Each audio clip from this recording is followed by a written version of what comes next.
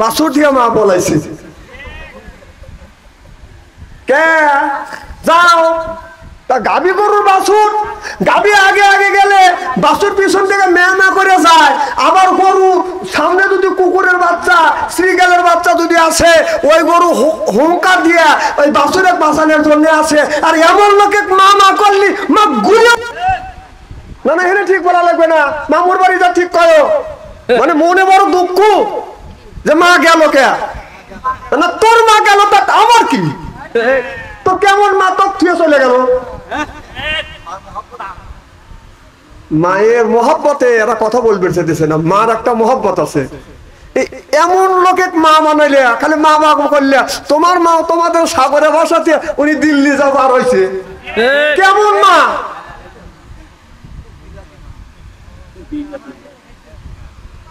আমার ভাইরা আমার মুসলমান ভাইরা ভালো করে লক্ষ্য করে শুনুন দেখবেন এই বাছুরটার বাজান আপনার চোখের কোঠাটা ভেজা এই বাছুর সারা রাত মার কাছে কান দেওয়ার বলে মা রে আমি তোমারও ছোট বাচ্চা গো মা এ মা তুমি কি পারো না রাত্রের বেলায় রশি কেটে কাশি কেটে আমাকে দুধ পান করাইতে আমি তোমার বাচ্চা মা আমি বাচ্চা বাছুর ক্ষুধার যন্ত্রণা তন্তি ছিঁড়ে দিতে চাচ্ছে পানি পিপাসায় কলিজাটা সটবট সটবট করতেছে কারণ আপনার ভাত খাইলে পানি পিপাসা দূর হয় না আপনার পানি খাইলে খুব আপনার বাতের ক্ষুধা বাদাম দূর হয় না আর দুধ যদি পান করা যায় বাতের ক্ষুধা দূর হয় আপনার পিপাসাটাও দূর হয়ে যায় জনগণ মারহাবা এই বাছুর বলে মা আমি সারা রাত ক্ষুধার যন্ত্রণায় তন্তি ছিঁড়ে দিতে চাচ্ছে পানি পিপাসা কলিজাটা সসবট সসবট করতেছে মানে তোমার আমার মালিক যদি নিষ্ঠুর হয় তুমি মা কোনোদিন নিষ্ঠুর হতে পারো না মা তুমি কি পারো না রাতের বেলায় রশি কেটে কাশি কেটে কারণ মালিক তো ঘরের মধ্যে আরামে ঘুমিয়ে আছে তুমি কি পারো না গো মা রাতের বেলায় কাশি কেটে রশি কেটে আমি বাছুর আমাকে দুধ পান করাইতে মা গরু বলে বেটা রে ও বেটা বাছুর আমার একটা মালিক আছে রে বেটা যেই মালিক আমাকে গোসল করায় যেই মালিক আমারে খায় যেই মালিক আমারে গোসল করায় আর যেই মালিক আমার পায়খানা প্রসাদ পরিষ্কার করে বাবা গো ওই মালিকের মুখে দুধ না তুলে দিয়ে আমি তোমার মা তুমি যদি মরিয়াও যাও তোমার মুখে আমি দুধ তুলে দিতে পারবো না সিলে এখন মারহাবা একটা গরু তার মালিকের হুকুম মানে আর আমরা মানুষ হইয়া আমার সেই রবের হুকুম বাজান মানি না আমরা মানি আমার মায়ের হুকুম আমরা মানি আমার বাবার হুকুম এখন মার হুকুম আমরা জীবন ভরা মানলাম এত বছর বড় মার অনুসরণ করলাম মার জিকির করলাম মার জিকির করবার জন্য আল্লাহু আকবার মুখ দিয়ে বাজান উচ্চারণ করতে পারি না কণ্ঠ দিয়ে আল্লাহু আকবার ধ্বনি বাজান বের হয় নাই আজ 15 থেকে 16 বছর মা গলা পায়ে ধরছে ওই মা কেমন মা আপনাদের সাগরে বাসাইয়া মা দিল্লি যাবার হইল খালি মামা করো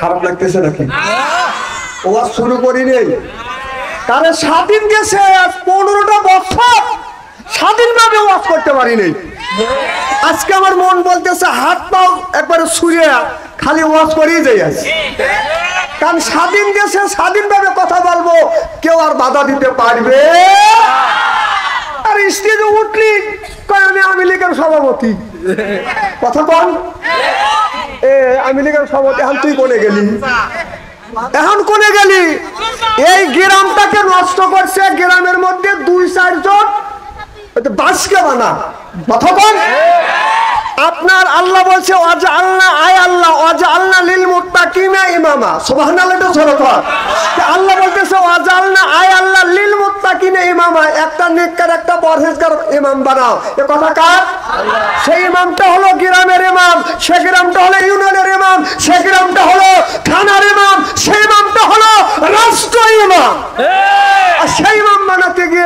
কয় যে ঠিক মতো মাল মারিস, ঠিক মতো মাল মারিস তুই কোনে, তুই কোনে। আমরা বারবার এই কথাটাই স্মরণ করে দিতে চেয়েছিলাম যে এই দিন সেই দিন, এই দিন চিরদিন থাকবে না, আর একটা দিন আসবে। আল্লামা দেলার হোসেন সাঈদী যিনি কোরআনের পাখি বলেছিলেন যে আমি উত্তর গগনে কালো মেঘ দেখতে পাচ্ছি, যার ছুঁয়ে সাথে হওয়া কঠিন হয়ে যাবে, কিন্তু যদি হয় আপনাদের মুসলমানের ইমানদারদের বুকের তাজা রক্তের বিনিময়ে সেটা পরিষ্কার হয়ে যাবে। সুবহানাল্লাহ। সেটা আজ 15 আপনার 5 আগস্টে ছাপ হয়ে গেছে। বাসুর দিয়ে মা বলাইছে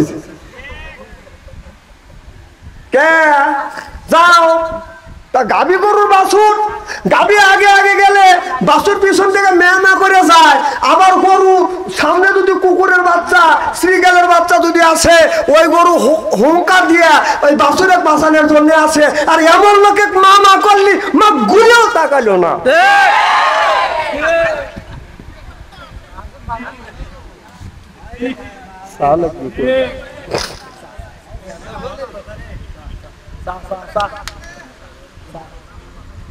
আমার ভাইরা, মুসলমান ভাইরা, আল্লাহর হাবিবের উম্মতেরা ভালো করে লক্ষ্য করে শুনুন। একটা গ্রামের মধ্যে আপনার একটা গ্রামের মধ্যে যদি একটা গ্রামের মধ্যে একজন দুইজন যদি আল্লাহর ওলি, একজন তিনজন যদি আল্লাহর ওলি থাকে, 3-4 জন আল্লাহর ওলি থাকার পরেও গ্রামটাকে বাঁধানা সব মানুষকে আল্লাহর ওলি বানাইতে পারবে না। কথা বুঝতেছেন না? গ্রামের মধ্যে যদি 5000 লোক থাকে, 50 জন আল্লাহর ওলি হলে বাঁধানা আপনার 5000 মানুষকে আল্লাহর ওলি বানাইতে পারবে না। আর গ্রামের মধ্যে যদি আপনার 1 থেকে 2 জন যদি চরিত্রহীন বাদান যুবতী থাকে, একটা চরিত্রহীন যুবতী গ্রামের মধ্যে আপনার 5000 মধ্যে 4000 মানুষের ঈমান নষ্ট করবার জন্য একজন মহিলাই বাদান যথেষ্ট।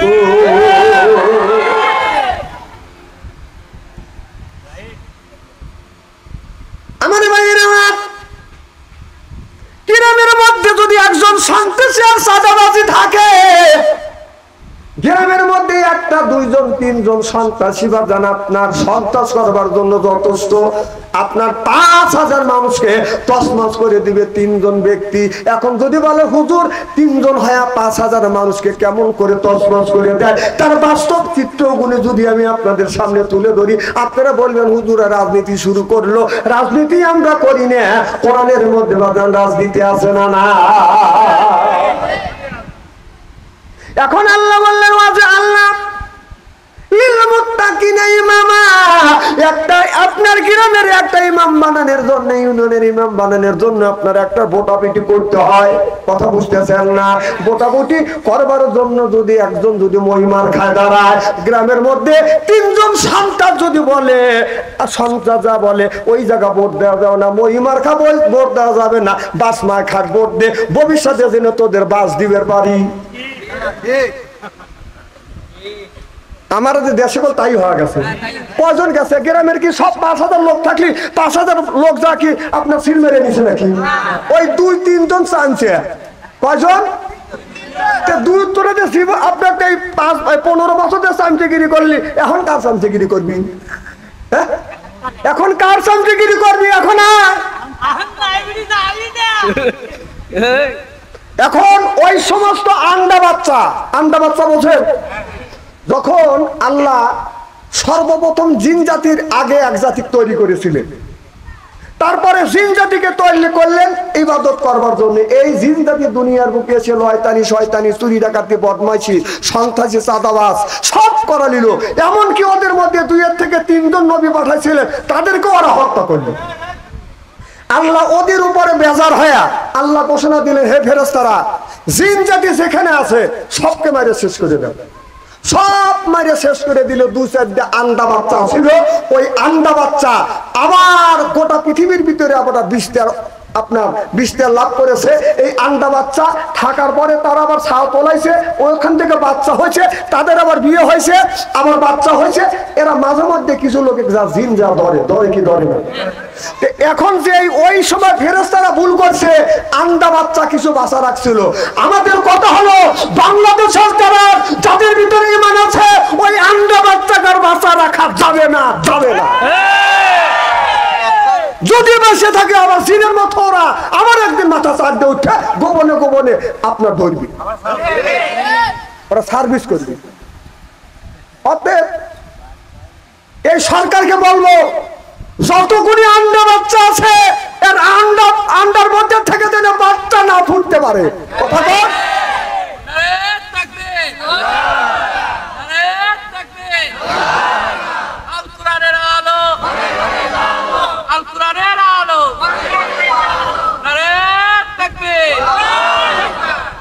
আমার ভাইয়ের আমার ভাইয়ের আমার ভালো করে লক্ষ্য করে শুনুন। আল্লাহ মানুষকে সৃষ্টি করেছে তার ইবাদত আর তার বندگی, তার দাসত্ব আর তার গোলামি করবার জন্য। দাসত্ব করা লাগবে আমার আল্লাহ। আমাদের চলনে ফরনে, ওঠনে বসনে, শয়নে স্বপনে একমাত্র হুকুম মানা লাগবে আমার আল্লাহ। চিল্লে এখন সুবহানাল্লাহ। আল্লাহ বললেন, বান্দা আকিমুস সালাহ, আমি আল্লাহ আমার ইবাদত করো। এবার উঠে যাচ্ছেন কে? উঠে গেলে বলে আপনি মনে করবে যে ওই পক্ষের আন্ডা বাচ্চা। হ্যাঁ, আচ্ছা আমি কি কোরআন হাদিসের বাইরে কোনো কথা বলছি নাকি? কোরআন হাদিসটা বাস্তবের সাথে মিল করে কথা বললে আপনাদের খারাপ লাগবে কেন? এখন বলতে পারবেন আমি আওয়ামী লীগের সভাপতি। আয় আজকে বহুত চালাইছে, 15টা বছর চালাইছে। এই আলেমদেরকে কোরআনের কথা হক কথা বলতে পারো না। আচ্ছা আমরা এক গ্রামে কোরআনের হাদিসের কথা বলে কয়টা ভোট আমরা কাটতে পারবো? কে আমার ভোট দিবে কর? আমি যে সাজাদপুর থেকে আপনার সলঙ্গা থানায় আসছি, আমি কি জীবনে এখানে মহিলা পদেও তো দাঁড়াতে পারবো না আমি। আর আমাদের স্টেজে ওঠার সাথে সাথে বলছে আমি লীগের সভাপতি, এমন সেমন কথা বললে পাও খাইতে হাতে ধরা দেবো। আজকে আয়, আজকে আয়। এই সলঙ্গা থেকেও পালা গেছি, সলঙ্গা থেকেও পালা গেছি। দুঃখ লাগে। আমরা এই কথাই বলছিলাম, এই ক্ষমতা চিরদিন থাকবে না। আমার ভাইয়ের আমার এদিক তাকান। সিয়েরা কি একবারে খারাপ নাকি?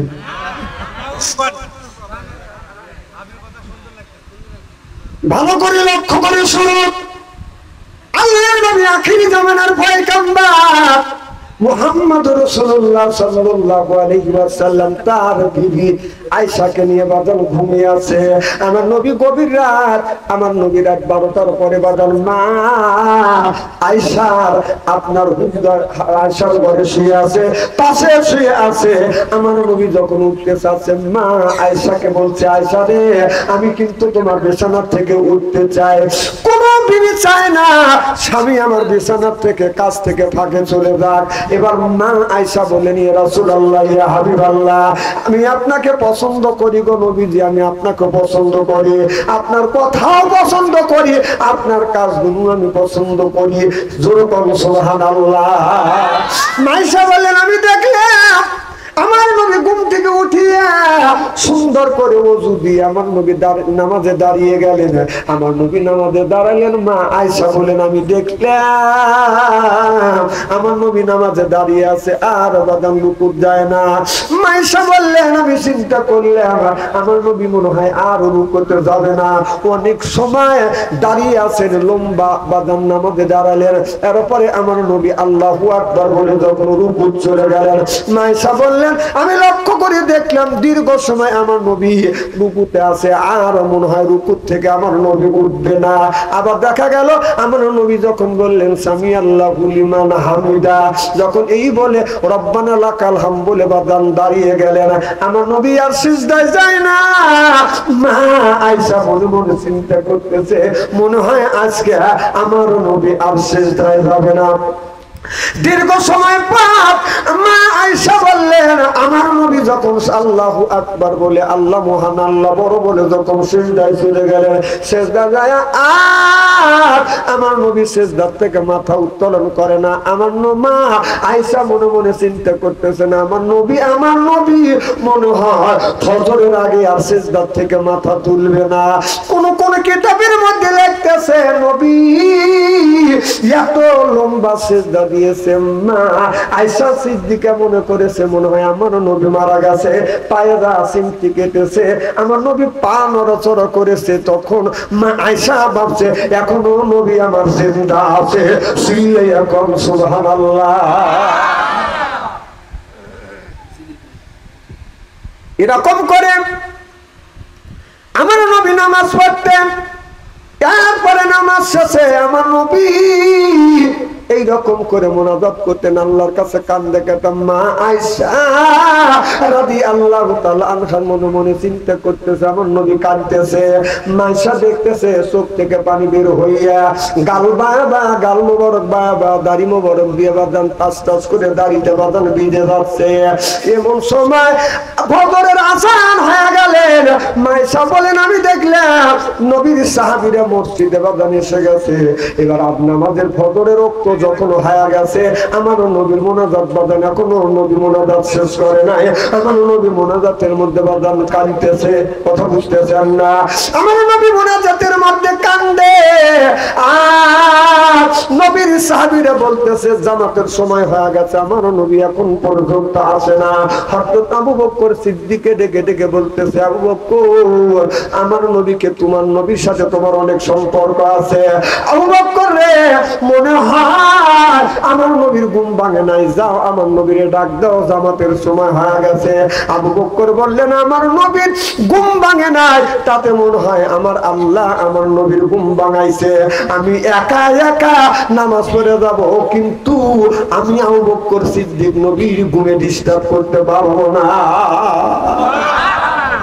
ওমরকে ডেকে বলে, ওমর তুমি সাহসী মানুষ, তুমি যাও আমার বিশ্ব নবীকে ডাক দাও, জামাতের সময় হয়ে গেছে।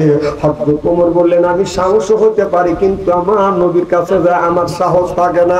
সুবহানাল্লাহ বললেন না? বললেন আমি আমার ওই একই কথা, আমি নবীর ঘুম ভাঙাতে পারবো না, আমি নবীর ঘুম ভাঙাতে পারবো না। জীবনে আমার নবীর ঘুম আমি নষ্ট করি নাই, আজকেও করবো না।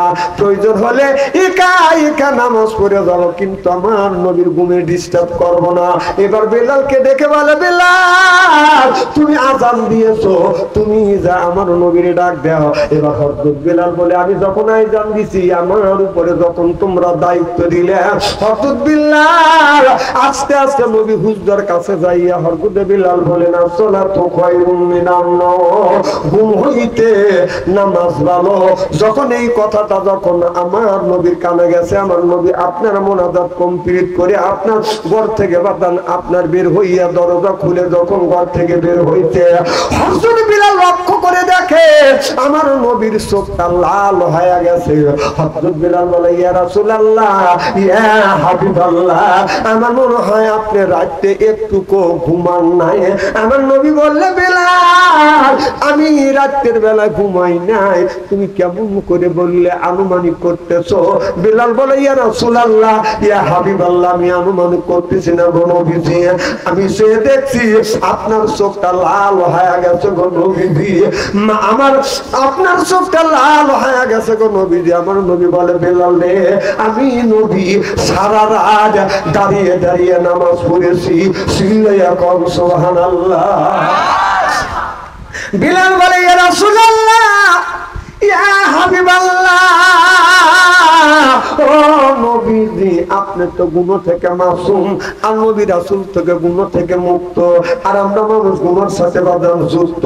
প্রত্যেকটা নবী রাসূল গুনাহ থেকে মুক্ত, আর আমরা মানুষ গুনার সাথে যুক্ত। নবীজি আপনার এত ইবাদত বন্দেগী করতে হবে কেন? এবার আমার নবী চোখের পানি ফেলে দিয়ে কান্দে। বিলাল এই প্রশ্ন কেন করলে? বিলাল বলে, ইয়া রাসূলুল্লাহ, ইয়া হাবিবাল্লাহ, আপনারা তো আল্লাহ গুনাহ লিখবে না, আপনারা তো বেগুনাহ মাসুম, আপনার তো গুনাহ নাই, তারপরে এত আল্লাহর ইবাদত বন্দেগী করতে হবে কেন? এবার আমার নবী বলে, বিলাল আমি আল্লাহর ইবাদত করি, আল্লাহর বন্দেগী করি, আল্লাহকে স্মরণ করি। আমার আল্লাহ এই পৃথিবী মানুষ বলে সর্বপ্রথম আমাকে তৈরি করেছে। মানুষ বলে সৃষ্টি করবার পরে, মানুষ হিসেবে সৃষ্টি করবার পরে সুন্দর আল্লাহ মাথা দিয়েছে, চোখ দিয়েছে, নাক দিয়েছে, এরপরে হাত দিয়েছে, পা দিয়েছে। চোখ দিয়ে দেখার জন্য, তাম পৃথিবী দেখার জন্য একটা চোখ দিয়েছে। নিজের মনটা ভালো রাখার জন্য বউ দিয়েছে, ছেলে মেয়ে দিয়েছে। আমি আল্লাহর শুকর আদায় করতে কি পারবো না? সিলে এখন সুবহানাল্লাহ, তাকবীর। তাহলে ইবাদত করব আল্লাহকে। আল্লাহ যে নিয়ামত করে দিয়েছে, আল্লাহর নবী বললেন এই নিয়ামতের শুকর আদায় করতেছি, সুবহানাল্লাহ বললেন না? আর আমরা নিয়ামতের শুকর আদায় করি, কোন শুকর আদায় করি? জাতির পিতা। নাউজুবিল্লাহ, একটু জোরে কর। জাতির পিতা কে? না গুরু এখন না, জীবন ভরা যাকে বাপ বাপ করছেন, আজ বাপ করতে কি হয়? না না, সব বাপ বাপ করছেন, এখন বাপ বাপ এখন বলতেছ জাতির পিতা। এদিন বাপ বাপ করছে, অমুকে বাপ।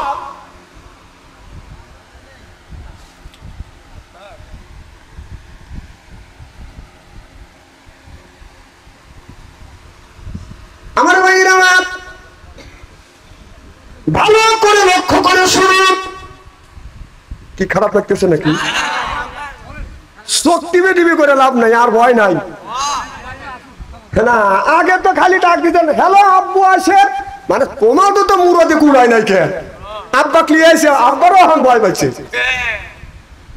এক বেলকুচি 13টা, ইনাদপুর 13টা মরছে, 13টা মরছে, আবার সামনে আসবে। ওখানে ভয় আছে, জানে যে মা আমার আগে দিয়া মা ডাঙায় পার হয়েছে, আমাদের সাগরে বাসাইছে।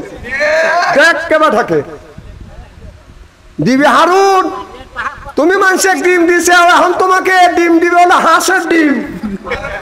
তুমি দিছো তো মুরগির ডিম, তোমাকে রাজহাঁসের ডিম দিবে। এখন থাকো। আর তোমার বেতন হলো 1 লক্ষ টাকা, আর 36টা বাড়ি করছে তোর বাপের টাকা দিয়ে।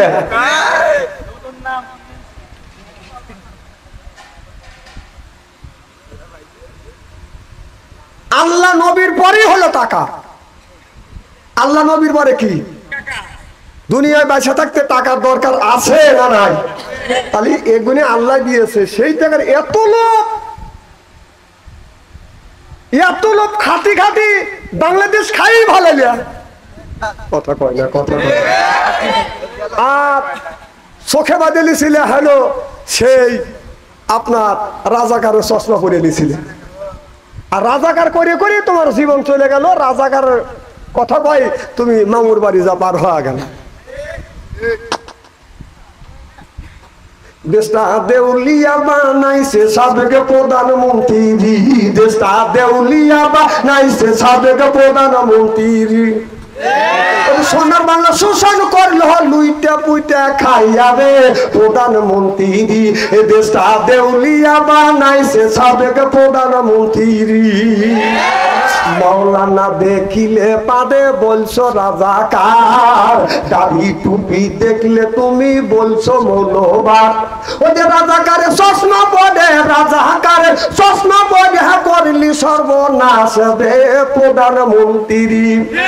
দেশটা দেউলিয়া বানাইছে সাবেক প্রধানমন্ত্রী, এ দেশটা দেউলিয়া বানাইছে সাবেক প্রধানমন্ত্রী। ও যে সোনার দেশটা শোষণ করলো, সোনার দেশটা শোষণ করলো, লুইটা পুইটা খাইয়া রে প্রধানমন্ত্রী। কোথায় রইল কামরুল ইসলাম, কোথায় কাদের কাকা? কই গেল সে ওই মহিলার শ্বেতাং শ্বেতাং কথা? কোথায় গেল কামরুল ইসলাম, কোথায় কাদের কাকা? কই গেল সে ওই মহিলার শ্বেতাং শ্বেতাং কথা? ও দলের মানুষকে বাসাইয়া, দলের মানুষকে বাসাইয়া দিল্লি কইলা বাসাবে প্রধানমন্ত্রী।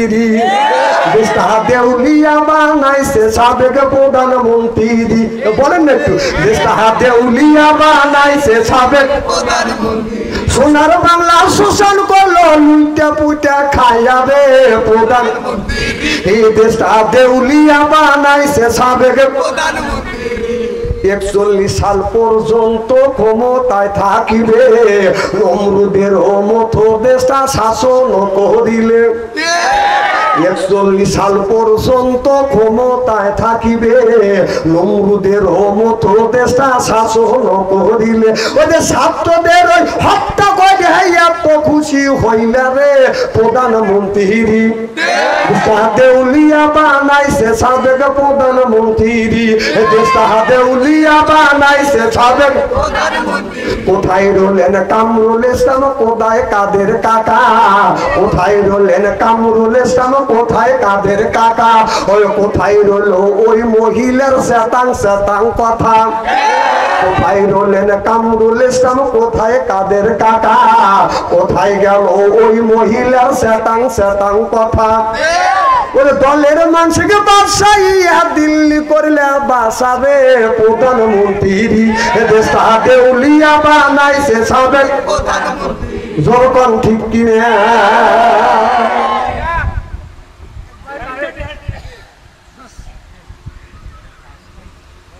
আমার ভাইয়েরা ভালো করে লক্ষ্য করে শুনুন আমলের ইয়াতে শুনতে হবে বাজার তাহলে আমি আপনাদের বুঝাইছি যারা এই জমিনে আল্লাহকে মানে না আল্লাহর কথা বাদান বলতে দেয় না এরা হলো এক রকমের শয়তান আর এরাই বুদ্ধিজীবী বলে বাদান আপনারা খেতে দেয় তারা হলো বাদান বুদ্ধিজীবী কথা বুঝতেছেন না আমি দেখেছি আমাদের দেশের আপনার বিচারপতি ছিলেন মুরগি মানিক কি মানিক প্রধান বিচারপতি ছিলেন বাদান মুরগি মানিক এই মুরগি মানিক টকশুতে বলছিল একটা মহিলার সামনে বলছিল আমার বিসিত একজন শট মারছে কথা কয় না বলে নাই ওই মহিলাটা বলবো না সাংবাদিক তো বলছিল বাম পাশে মারছে না ডান পাশে মারছে তোকে এগুলিকে আমি কাপড় খুলে দেখাবো তোর কেউ টকশুট যা পাওয়া লাগবে এই কথা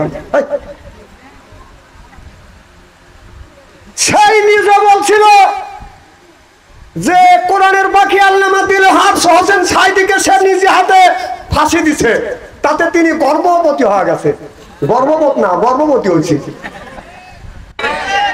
আল্লাহর গজব পড়ছে এই দিনই তো 7টা কলার পাতা শুয়ে আছিলি না না দাঁড়িয়ে আলাক দেখতে পারিস নেই পলানের আগে দাড়ি মুখে রেখে কলার মাথায় নিয়ে পলানের যাচ্ছিলি আল্লাহ কইতো কলার মাথায় শোয়া পাবলিকের কাছে আপনার ধরা খাও এখন তোর কোন বাপও তো তোর পাশে দাঁড়াচ্ছে না এখন বলতেছে আমি যা বলছি বুড়ে বলছি আর কোনোদিন বলবো না আর নাইরে বেল তোলা যায় না ওর বিচার হবে এই বাংলাদেশে ও 140 জন আলেমের তালিকা মুক্ত করেছিল তোর তালিকা এখন আল্লাহ করে দিছে কথা বল তুমি আলেমদের ভিতে কাটবে চাইছ তোর ভিতে আল্লাহ কাটিয়ে দিছে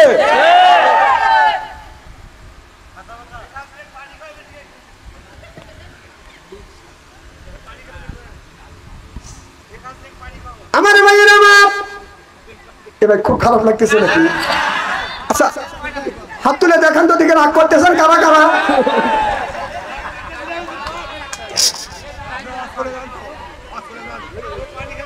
আমার ভাইয়েরা এমনিকে আজব আজব কথা হয়েছে একটাকে বাজে কথা কইছি বর্তমান প্রেক্ষাপট বলে আমার কথা বলে লেগেছে আমার ভাইয়েরা না এইগুলি যদি আপনাকে স্মরণ না করা যায় তাহলে তো আপনিও ভুল করবেন আমিও তো ভুল করবো এই জন্য অতীতের ইতিহাসগুলি স্মরণ করা লাগবে আমার ভাইয়েরা